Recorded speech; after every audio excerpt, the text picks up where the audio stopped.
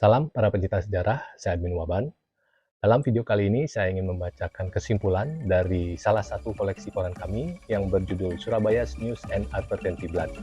Koran ini terbit pada hari Sabtu, tanggal 13 Juni 1857. Sebelum saya membacakan, seperti biasa, saya mohon dukungan dari teman-teman para pencinta sejarah dengan klik like, subscribe, dan loncengnya untuk mendapatkan video kami berikutnya.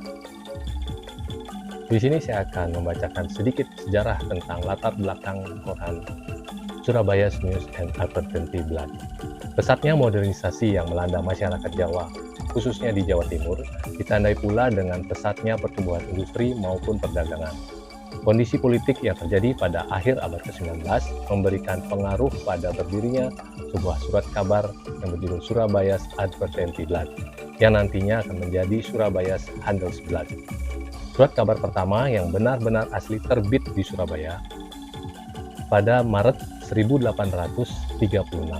Inilah surat kabar yang pertama kali lahir di tengah larangan penerbitan surat kabar.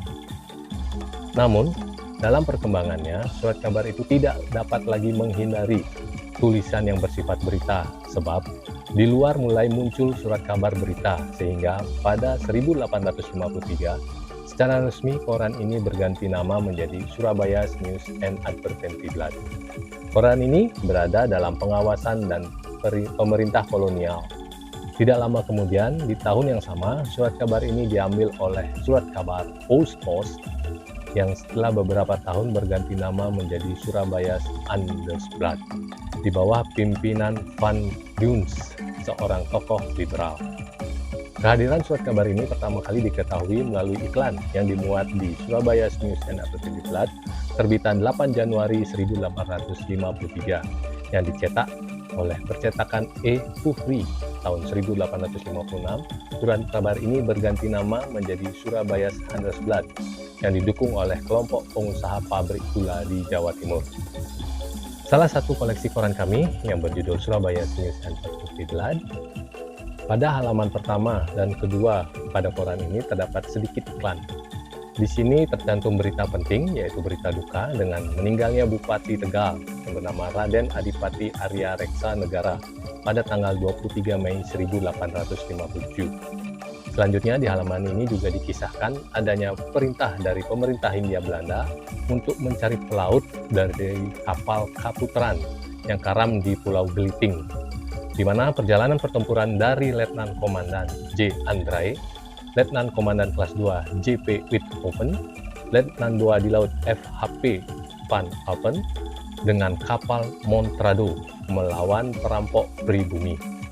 Puncaknya pada saat mereka mendarat dan menyisir kampung Rium di Pulau Etna, terjadi pertempuran yang mengakibatkan korban di kedua belah pihak.